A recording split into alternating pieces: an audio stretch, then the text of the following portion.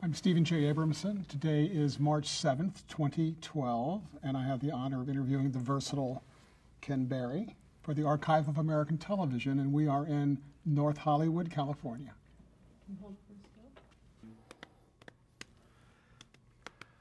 So, Ken, what was your name at birth? At birth, Kenneth Ronald Berry. And when were you born and where? I was born in Moline, Illinois on November 3rd, 1933. Okay. Did you also grow up there? Yes. I lived there until I was 15 years old, and I got my first job in show business. I mean, a regular paycheck type of job. And I came back after a year of touring and finished high school, and then tried to get back out here, and here being California, Los Angeles, and try to get into the business and trying to study and do what I can, to try to get a job, really. And then I was drafted. I went in the Army. So other than that, I spent all that time in Moline, and I love my hometown. It's just great. What was your father's name? Beg pardon? Your father's name. My father's name was Darrell, Eugene Darrell Berry. He didn't like the name Eugene, so he used Darrell. What did he do? He was an accountant. And what about your mother? My mother was a homemaker, although they didn't use that term then. I can't remember what term they used. Housewife, probably. Yeah, probably housewife, yeah. And what was her name? Bernice Berry. Okay. Did you have any siblings? My older sister, they're all gone now, but Donna Ray was her name. What traits do you think you inherited from your parents? Well, there are physical traits, especially on my mother's side, that I inherited from the people, the relatives I knew the most, and that was my father's side of my mother's side of the family. We lived in the same town with a lot of her relatives, and there were physical characteristics. My father loved automobiles, and I love automobiles, so I guess that probably had something to do with my hobbies. Well, speaking of hobbies, what did you like to do? What interested you when you were growing up? When I was growing up, until I saw some kids performing, and I knew that was what I wanted to do. I knew that right away. And until then, all I was interested in doing was playing and doing whatever whim I had at the moment, And I lived in a great place down at the end of the street. It was a dead end, and if you walked beyond that, there was a big open field, and there was somebody had a victory garden over there, orchard over here, and a big woods to play in beyond that. And so we spent all of our time down there, playing cops and robbers and whatever. Do you remember the first time you saw television? I do sort of. My parents bought one in the late 40s, 1948, I think, something like that. And but it didn't really interest me that much, and I don't think it interested too many people, because it was still new and the programming wasn't much. Moline was about 160 miles from Chicago, and so we got what they offered. And there was a couple of live things coming out of Chicago, but I was a kid. I was in high school, and I didn't want to stay home anyway and watch television. What I remember most was radio, gathering around with the family around the radio and listening. But when I got back home, then people were more interested in television, and it started to get more interesting as far as my neighborhood was concerned.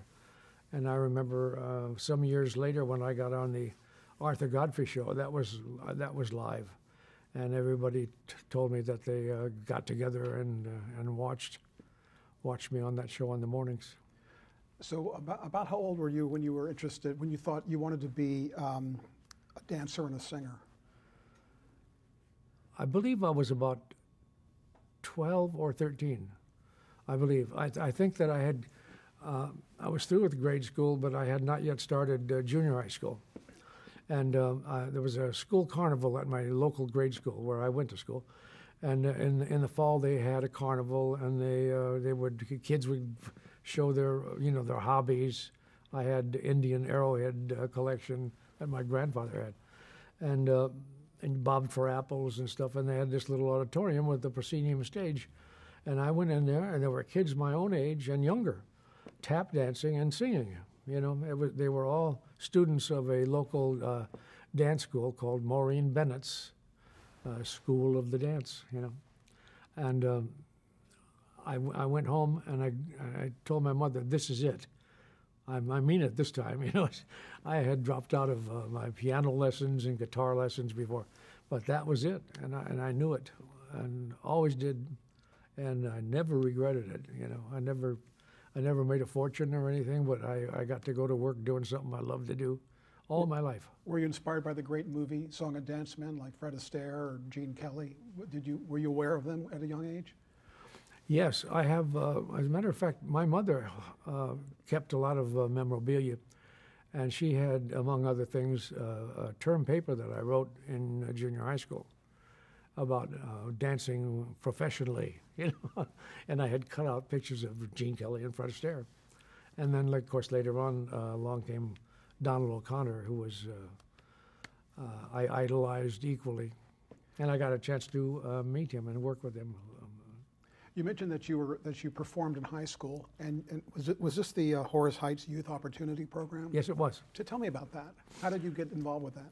Well, Horace, at that point in his life, now I hope I'm not giving you more information than you need, but Horace was in the big band business, and so he was booked out of Cleveland, and he worked at hotels and stuff and ballrooms around, and he was very good. He had an excellent orchestra. And that was one part of his career. And then the next part was something called the Pot of Gold. It was a contest on the radio. They made a movie about it, as a matter of fact. And he bought this ranch when they made the movie about it, because he needed a place to house his orchestra. And that's where I went when I first joined him with this Horace Heights Youth Opportunity Program. Now, this was in 1949, and at that time, he had been touring for some time with that program, and every Sunday night they would be in a different town, and they would set up for their radio broadcast on Sundays, and then the people from the local area would compete, and then the winner might go on to the next place, and the next place, and the next place. It's like American Idol or whatever that show with Ed McMahon was. Star Search. Oh, yes, right, yeah. But it caught on like that. And we played some pretty big places, and sold a lot of tickets. What was that like touring as a teenager? What was it like touring? What was touring? And did you tour internationally or just in the U.S.? As a matter of fact, we did one-nighters the whole time we were in the United States. And then we went to Europe to work, but we went there to work for the Air Force. We did shows for the Air Force. And we were in Germany and France and England, and I went down to Tripoli, as a matter of fact, before it was, that's what they called it. It wasn't Libya, it was North Africa, Tripoli. And it was, well, hardly anybody in my neighborhood ever went to Europe. That was pretty exotic in those days. And I had a great time. I got tired. It's really tiring, because I drove the car a lot of the days, and then I'd have to unload the trucks, and then did 9 dance numbers, and had sketches and stuff that I took part in. And so it was, and I was mostly in the chorus. I had a couple of featured moments, but mostly I was in the chorus. What did you learn from that experience that you think helped you later in your career? Well, I think it helps immeasurably and unnoticeably at the time. You don't even know it. But getting out on the stage and actually doing it, or getting up on your feet and actually doing it in front of a camera, I learned more from that than I ever learned from any class that I ever took or any teacher. You just find out, and like I said, I found out I loved it, but there are pitfalls and things that you have to learn, especially when you're on camera, and especially in the days when I was in television. I started. Now, Lucille Ball and Desi Arnaz had started with the multiple cameras. That was film, but I grew up on one camera film, and so I learned how to coordinate movement with the action, with the dialogue, so that it would make it easier on the editor.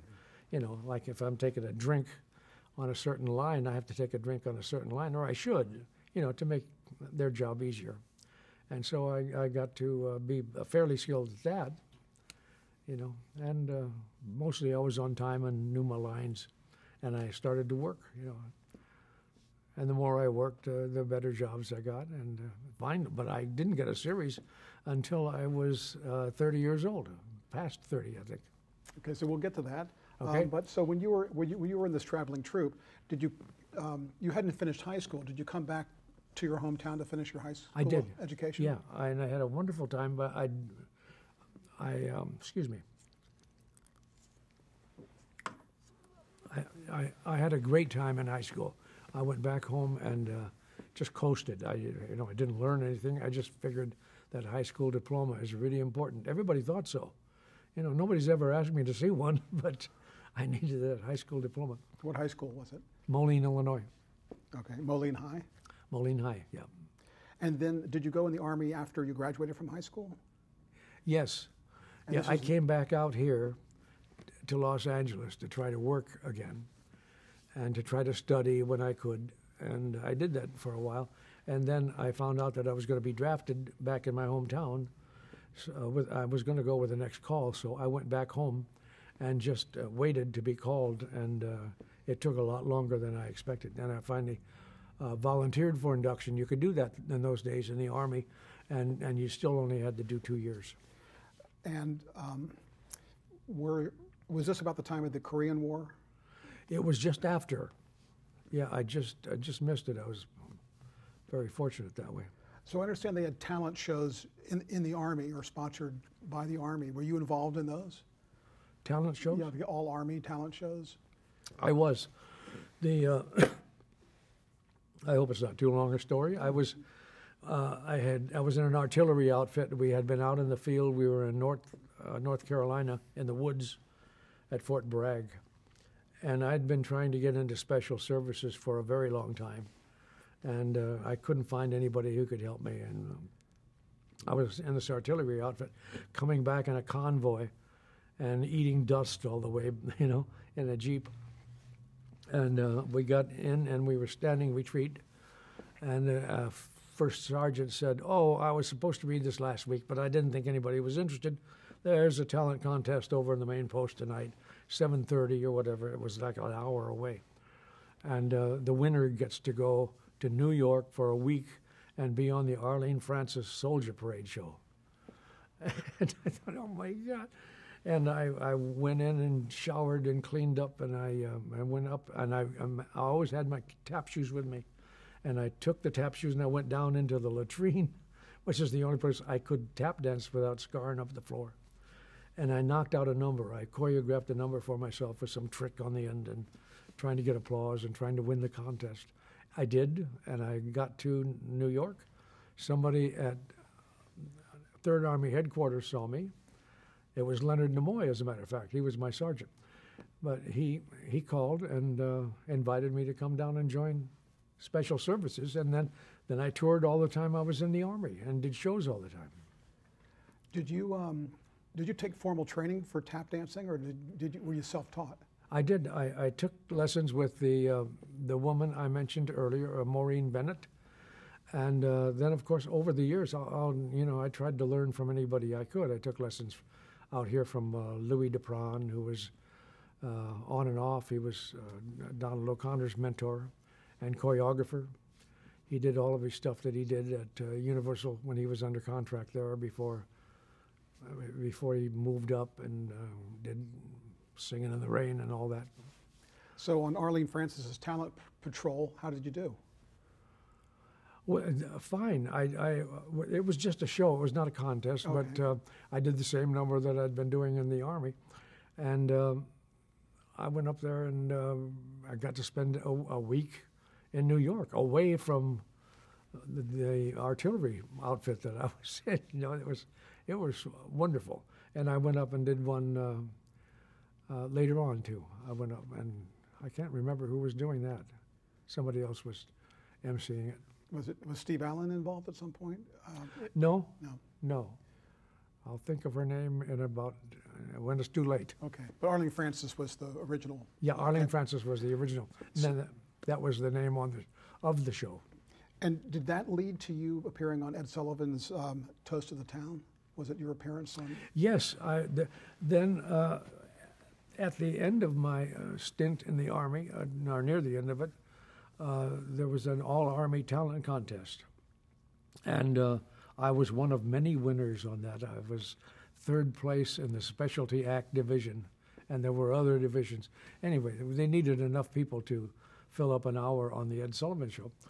And it was exciting. You know, I got a chance to be on the Ed Sullivan Show. It was great. And Leonard Nimoy told me, he said, you know, you ought to get in touch with some of the people in the talent departments at the studios, at the major studios. And I said, well, I don't know how to do that. And he said, oh, I'll do it for you. And he did. He sent wires out to agencies and to the people who were in charge of the talent programs at various studios. And I got a couple of bites, and I settled on one. I went to, I took the one from Universal. And then I did a screen test that turned out very well, as a matter of fact. But it's just one of those things that happens that you learn from. And then Mickey Rooney became available. And so they hired Mickey to do the Francis the Mule series at Universal Studios, which starred Donald O'Connor. His contract was over. Right. Did you meet Ed Sullivan when you were on his show? Yes. What was that like? Well, he's a phenomenon, you know, and it was great fun being around him and watching him, and there's never been anything like him that I know of, you know. He appeared to be a man with no perceivable talent. I know that he wrote, you know, and he must have written well, that he had a good job. And but to host that kind of a show and not really have that kind of a show business background, it was strange. So when you were on his show, was it mainly a dancing routine, or what did you? A song and dance. Song and dance too. Uh-huh. Okay. And I went back many years later and did one. Those are the only two I ever did, and a number that I had to. I've never had an act really, so I had to hire people to put something together for me for that appearance. After being on Sullivan, were people starting to recognize you in public? Beg pardon? Did people start to recognize you in public after being on Sullivan? Not at all. No, that didn't happen until I had a featured role on a television series. You know, I'd been working for years before I got F Troop. But people didn't recognize me until I did F Troop. Okay, so would you say the Sullivan Show changed your life? Was that an iconic moment for you, being on Sullivan Show? I'm trying. It was a step up, definitely a step up, and it was the big time. I mean, all the big artists did the Ed Sullivan Show, and even though this was just an all-Army night, it was still important. Yes, and I could use it, you know, in my resume. So you moved, or you traveled to L.A. to do a screen test for Universal. You said, did you move to L.A. at that point? Did you actually permanently come out? You did. Yes, I kept trying to come back out here, and I've been here ever since. I got out of the Army in 1955, and came out here, and I've been here ever since. Except for when I've toured, and I've done quite a bit of that. Okay. So did you audition a lot when you came out to L.A.? Yeah, a lot. You know, I went to school on the GI Bill because there was a school in Los Angeles called the Falcon Studios on Hollywood Boulevard in the east part of Hollywood. And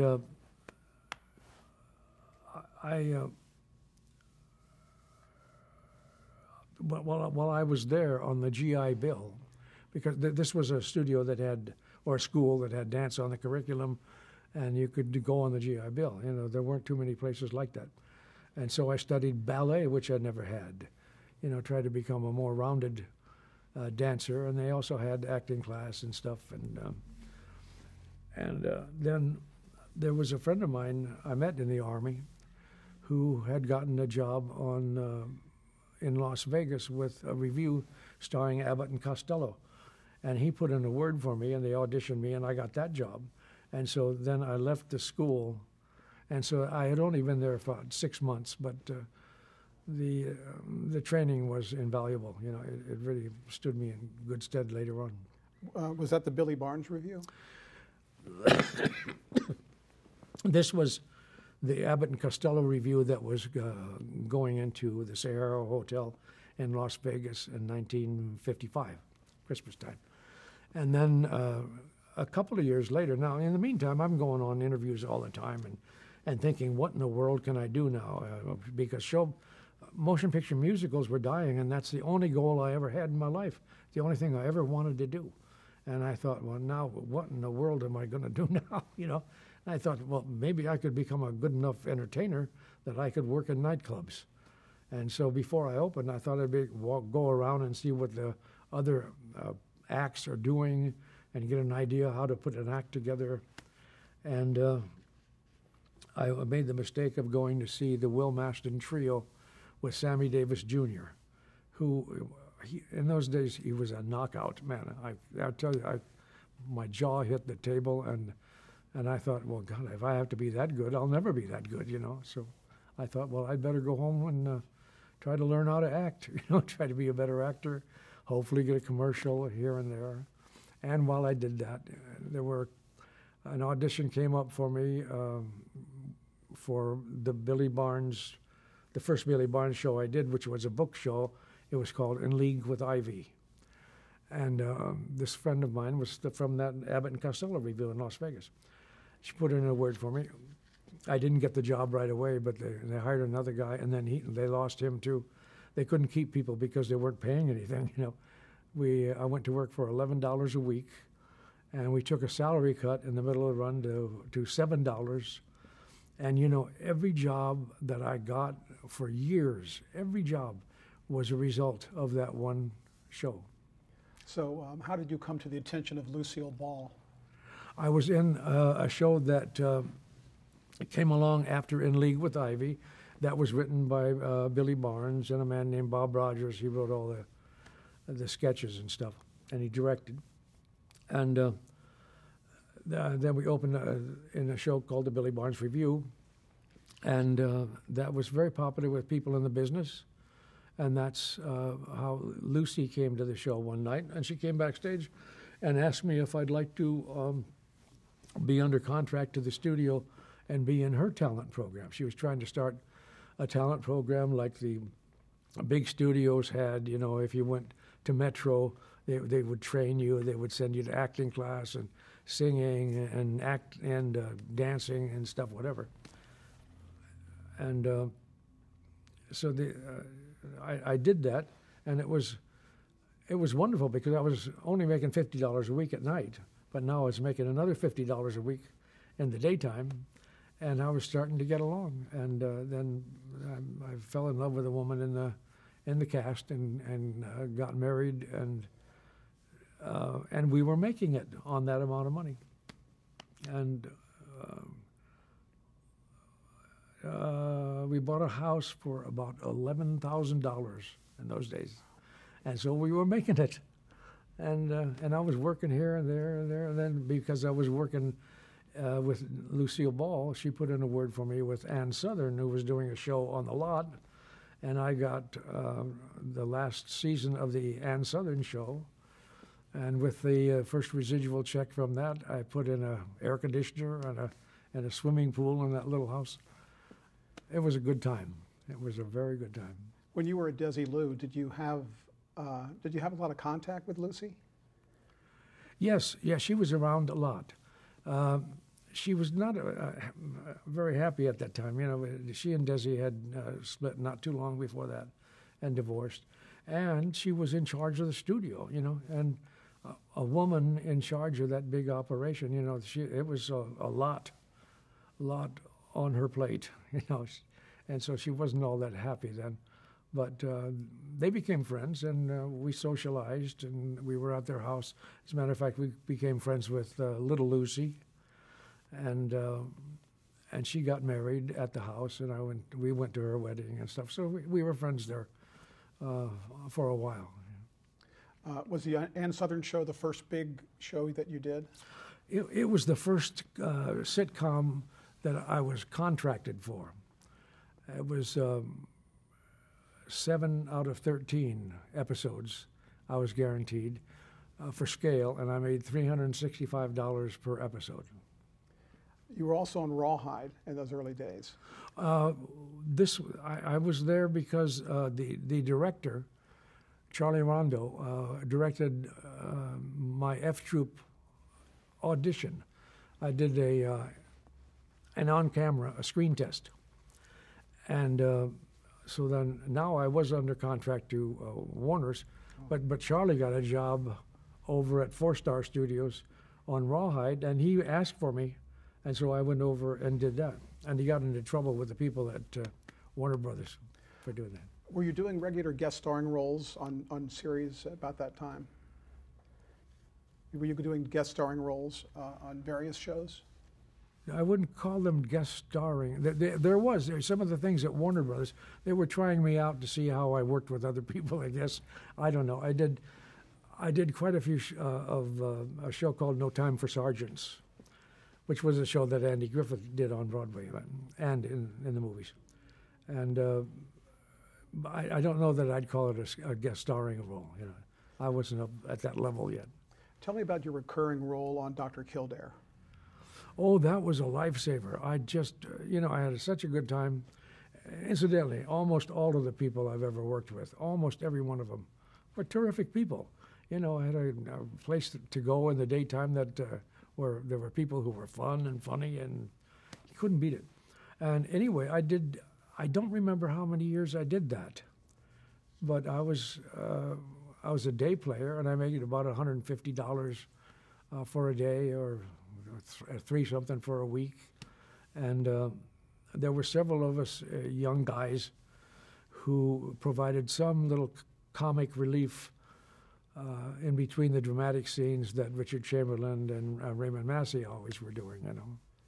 And they had interesting guests, and that was fun. I got a chance to meet some real guest stars in those days.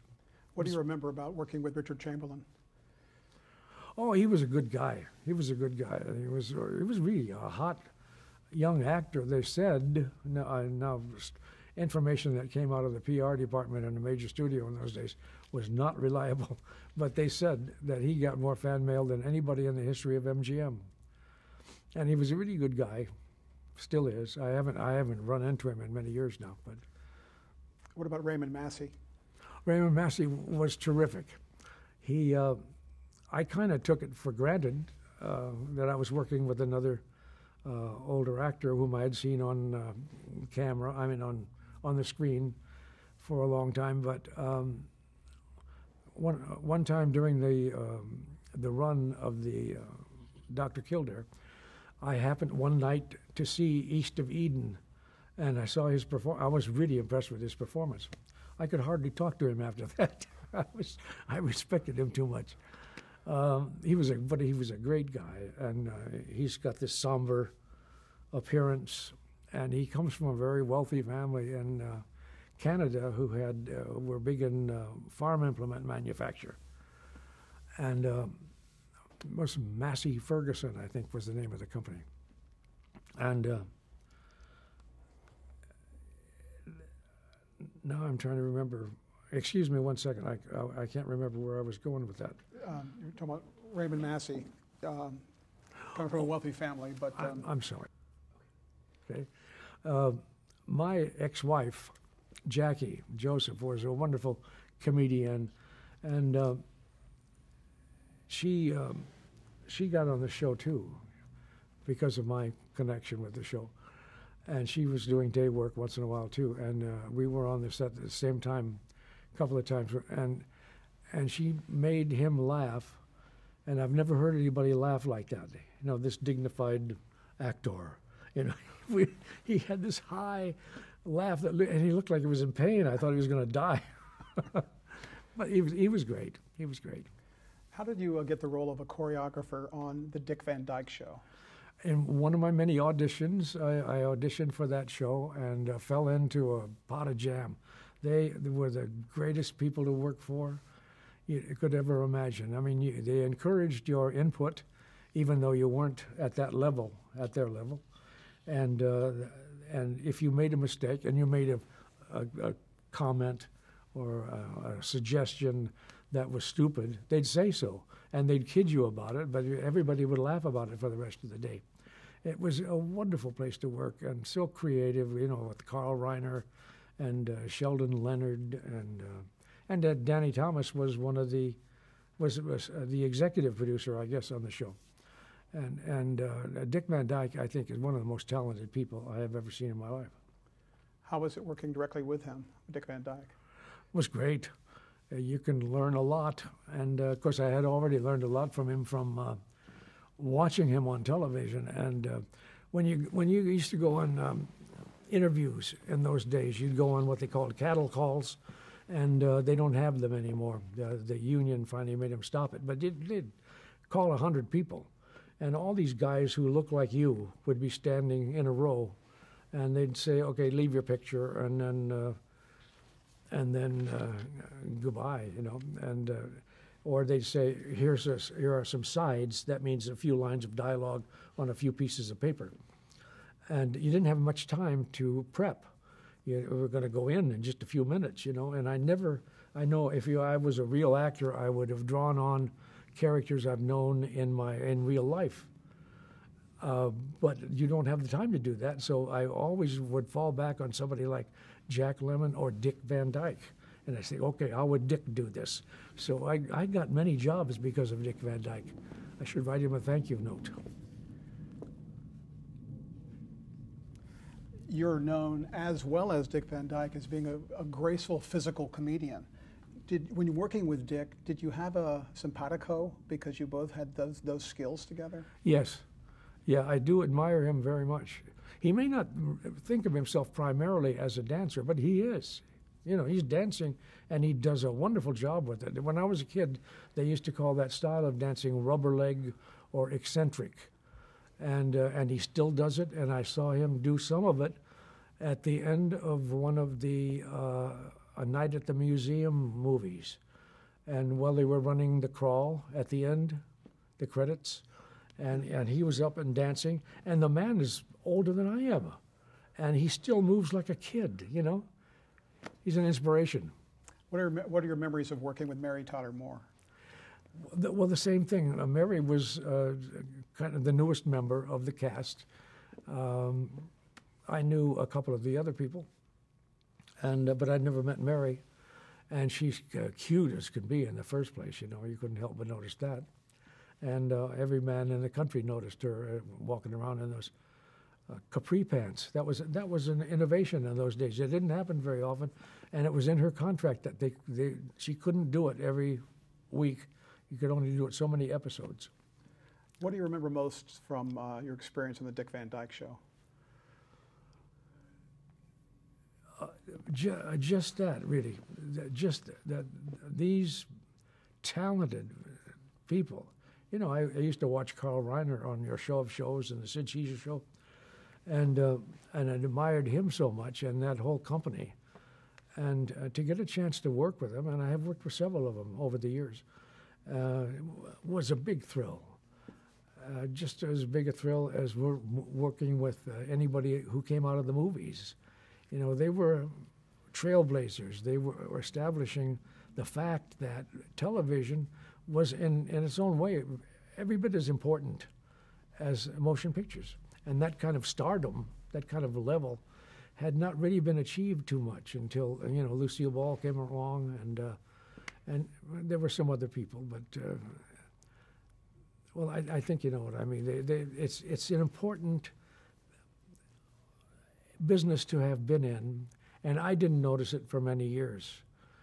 I have a couple of friends I was talking to, younger people who are in their 40s, girls, women, who started talking about growing up watching Little House on the Prairie.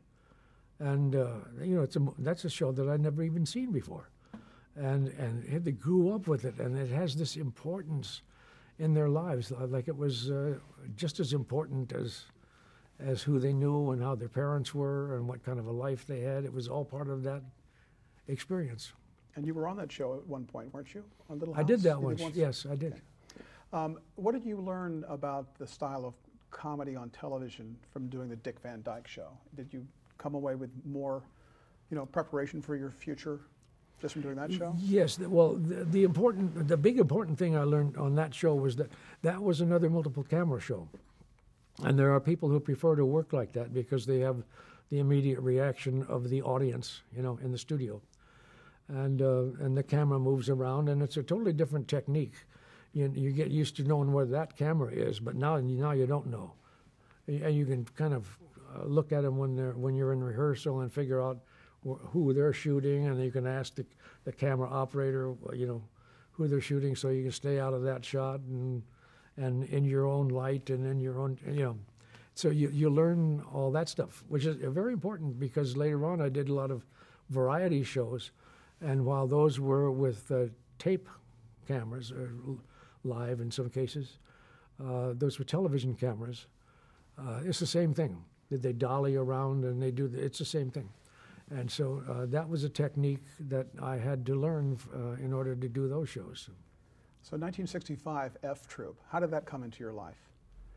I was doing one of my shows that I did as a matter of course in my life. At that time, I was a day player or a bit player mostly, and I got this job. It was one of the best jobs I had, and I had 4 whole days on that. And it was a show done with one camera, and it was called Wendy and Me, and it starred Connie Stevens and George Burns. And this happened to be at a time when Warner Brothers was trying to get back into the television business. You know, at one time they were very big in television, and they had shows like Hawaiian Eye and 77 Sunset Strip, and then they had Maverick, you know, and they had a lot of shows. And so Connie went to the people at the television department because she had been a star before on Warner Brothers Television. And she put in a word for me. She said, you ought to watch this guy. You're casting some new pilots, and he might be good for one of your pilots. And they did, and I got called, and I was excited because I thought I was being called for a show called Ensign Pulver, which is a character from Mr. Roberts that was played in the movies by Jack Lemmon. Mm-hmm. And I thought, oh, that's going to be right up my alley. I can't wait to see if that's the one. But I was up for something called F Troop, and I was kind of disappointed. But until I actually got it and got into it, and it was the time of my life. You know, it was just great. What was the premise of F Troop? I played a man who was a private in the Civil War on the Union side. And as it says in the opening song, he sneezed or something in a battle, and they thought, the troops thought that he was rallying them, and so they had this big victory, and so he was promoted to captain and assigned to a remote post out west someplace, you know, and there's these 2 guys, a sergeant and a corporal, named O'Rourke and Agarn, and they were played by Forrest Tucker and Larry Storch, who became dear friends, and the other guys as well too. People like Jimmy Hampton, who'd worked a lot of television. I worked with him. He was one of the guys on Dr. Kildare, mm-hmm. And we just had laughs all day long. Those guys want to make you laugh, and what a great way to make a living. People trying to make you laugh. But this was a comedy. It was a comedy about this post-Civil War Yes. fort, right? Yes, and then they had the Indians called the Heckaways, and that was the chief was Frank Dakova, and in the first season there was an actor named Edward Everett Horton, who was wonderful. He was in a couple of the old Fred Astaire movies, along with Eric Blore, another wonderful actor, and then Don Diamond took his place, and they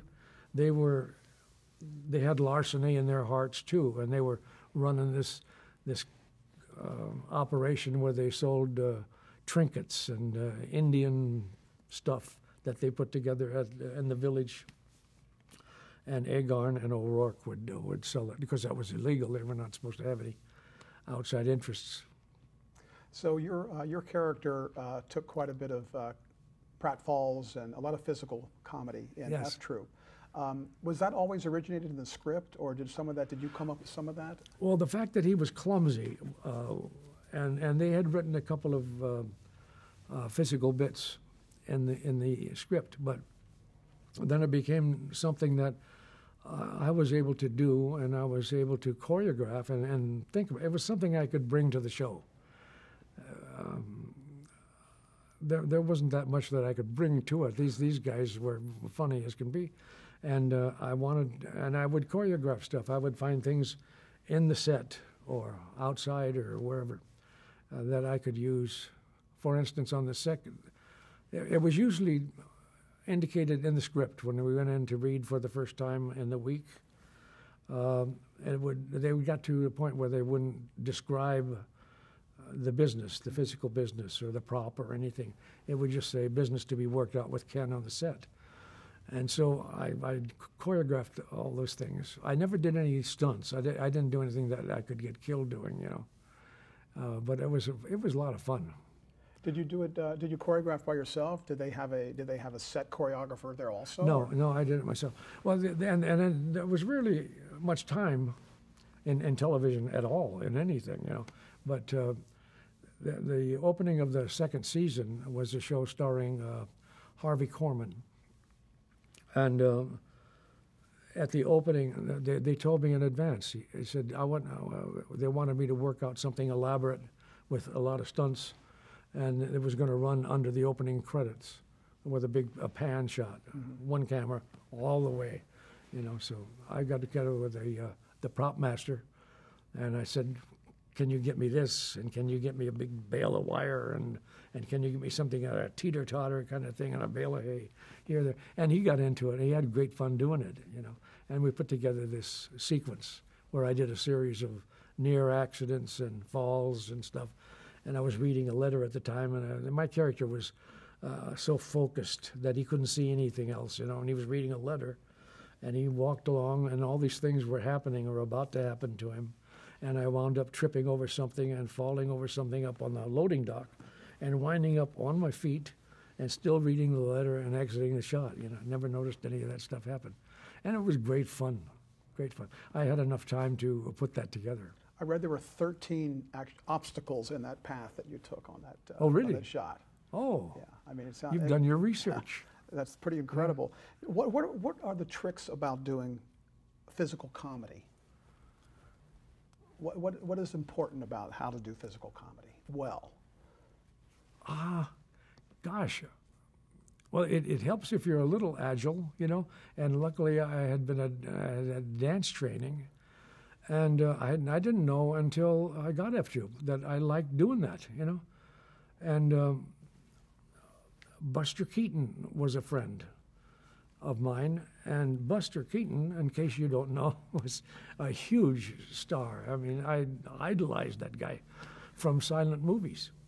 And Buster, I never talked to him much, and he didn't talk to me very much. We socialized all the time, but he was kind of quiet with me. And he called me. He actually called me after the show had been on the night before. He said, that was a good gag you did last night, which was high praise, you know, from Buster Keaton. It was a thrill. You mentioned being agile was important. Did you Did you exercise regularly to keep in shape, or what was your routine? I never did. I should have, but I never did. I did enough, even after I started working as an actor regularly. I did enough variety shows that I could, and I was young enough so I could get in shape in a hurry. And because you did a variety show, and usually, even if the show was really well scheduled, like on the Carol Burnett show, you would start on Monday, 10 o'clock, and you just went according to the schedule all day. And in the middle of the Wednesday, everybody came. They set up chairs in the studio, and writers came and producers. Everybody sat out there, and you did a run through. 2.5 days, and that was under ideal circumstances. Some shows you didn't even have that much time, and it was. Anyway, like I said before, television was, boy, you got to get it done. That's all there was to it. If you were doing a sitcom, you had to do 12, 13 pages or something like that. What was it like working with Larry Storch? Larry, I admired him so much from watching television. And one year, I had seen him on the Ed Sullivan Show and stuff like that. And then one year, he did a summer replacement show. They used to have such things, for variety shows. And Jackie Gleason would do, like most of the year, they did a lot more than like 39 shows. They did more than that. And then they would, somebody would come in and headline shows during the summer to replace them. And a couple of years, Larry Storch did it. And he was a wonderful comic. Did impressions, and did impressions of people that other impressionists didn't do, character actors and stuff. On any special memories doing F Troop with him, or episodes? We just liked each other so much, and we had a scene, especially. Well, there was one scene where he got hysterical, describing getting into a cave or something and seeing a bear. And he went in and he gets almost hysterical, and I slap him in the face, like I used to do in movies all the time. And they usually said, "Thanks, I needed that." And but he said, "What did you do that for?" And I said, "Well, I did that because you were hysterical." He said, "I'm not hysterical. There really was a bear there. And there he is." And he said, "Well, you better get ready to slap me." And he slapped me. And it went on like that. We kept hitting each other, and we couldn't stand it. And we both wind up with my faces swollen because we couldn't stop laughing. And they cut. And it was great. What about Forrest Tucker? Tuck, at the outset of that show, there was only one character other than Captain Parmentier, which was my character, and that was Sergeant O'Rourke. Well, Larry Storch came in and did a screen test, and I tested with all these guys who came through. And Larry, of course, I idolized that guy. I think he was terrific. And I wanted Larry to get it really badly.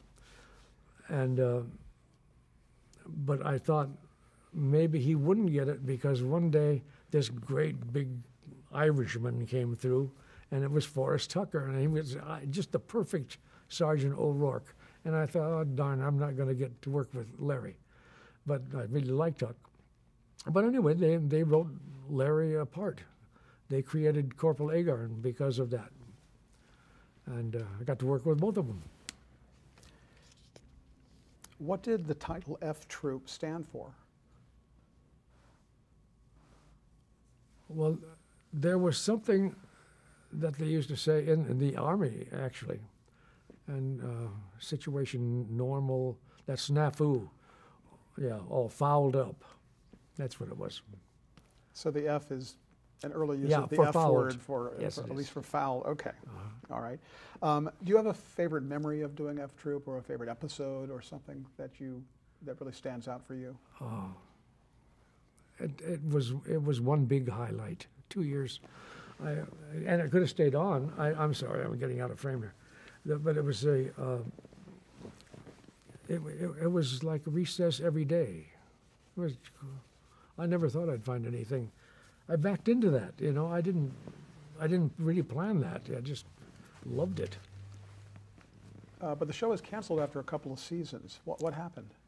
Nobody really told us for sure, but I think what happened is that a lot of the shows that I referred to earlier that went on the air for Warner Brothers had gone off the air. And so now we were about the only show left. I mean, there might have been another one or two, but now they had this big television department, and it's expensive.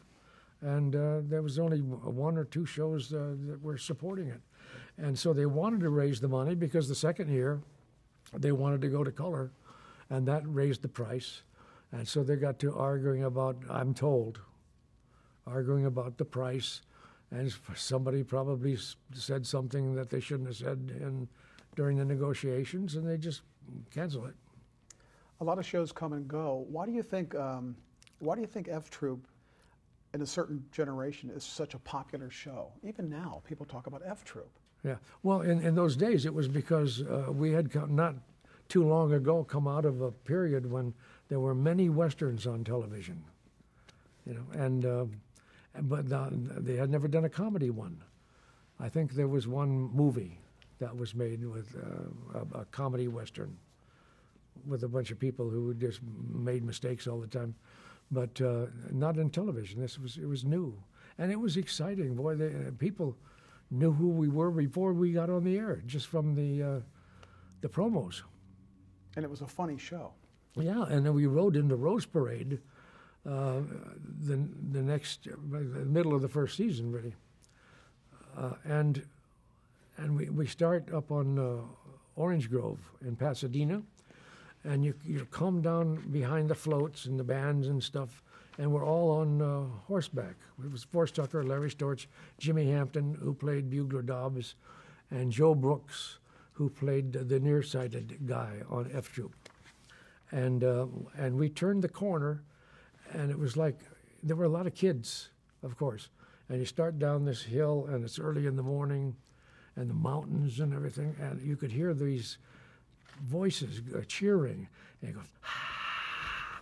And my God, it was heady wine, you know. It felt like I could run for governor, and it was one of the highlights of my whole life. I asked you earlier about being recognized. Was F Troop the show that really put you in people's, you know? Yes. It made you sort of a celebrity back then. Made me what? People recognized you because of F Troop. Yes, it was. I now had a featured role. You know, that never happened. Of course, it didn't happen too often in my whole career in Los Angeles. More in New York than in Los Angeles, but and more after I started to have to tour. I got to a point where I wasn't on a series, and I had a big house, and now I had to go on the road in order to support the house in California. And then I was recognized everywhere because it's just something unique. You know, you don't expect to be living in a town of about, you know, less than 100,000 people, and there's an actor walking down the street. Yes, but I was recognized everywhere. So how did you come to join the Andy Griffith Show in its last season in 1968? I had done a special. In the first place, Carol Burnett came to see me in the Billy Barnes Review, and I met her for the first time. She knew several people in the cast, and they went to UCLA together. And she was then just starting her career as a big comedic presence on sitcom. That wasn't a sitcom, it was a variety show. It was called The Gary Moore Show in New York. And Carol is dedicated, that's another story, it may be too long, but she's dedicated to helping people, young actors coming up, and she had promised somebody that she would do that, and she did it. And she would have done it anyway, because she's got a wonderful heart, you know, she's great.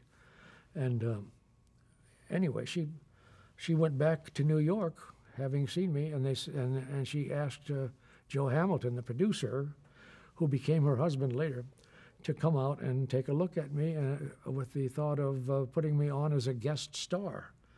Now, I came out of a job where I was doing little theater, for $50 a week, and I was all of a sudden guest starring on a variety show, and it makes a big difference. And so they also had me later on. They had me in a special starring Carol Burnett, and her guests were Rock Hudson and Frank Gorshin, who was a wonderful impressionist and comedian, and myself, just the three of us.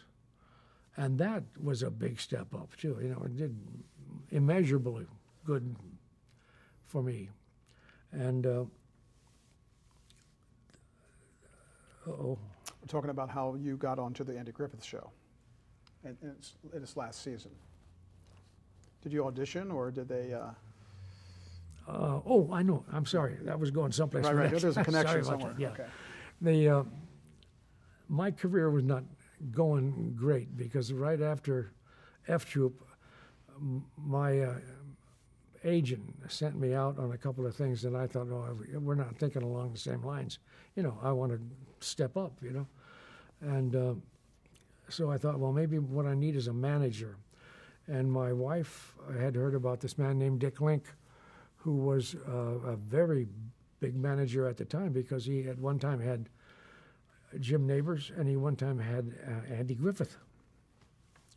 And there were several times that I can think of when one of those two guys would have a special on the air, and Dick Link would be the executive producer on all of those shows, and they would have the number 1, 2, and 3 shows that week on television. You know, so he had some power, and that's what I needed. And wrote him a note, a letter, and asked him to watch me, and he did. And I asked him to watch me with the thought in mind that he was the president of the Managers Council, the Personal Managers Council, and he might be able to recommend somebody. But he said he would do it himself. He wanted to manage me himself. And according to Dick, he didn't go to bat for me as far as the new show that was coming on to replace the Andy Griffith Show. But I came in toward the end after they'd seen a bunch of people, and Andy and I hit it off. Just hit it off great. And I read for him in the office, and we had a good time. I remember at one point, he said, "Can we get you anything? You want a soft drink or anything?" I said, I could stand a drink. And so they got the opened the desk drawer and brought out some booze, and we went on talking about the concept of the show, and we had a lot of laughs, and we got along great. So I started. They sneaked me in on the end of the Andy Griffith Show just to get their audience used to me, because I had never appeared, unlike many actors, I had never appeared on the Andy Griffith Show. And I was a farmer that had presumably been out of town all those years, 8 years. We're going to change tape.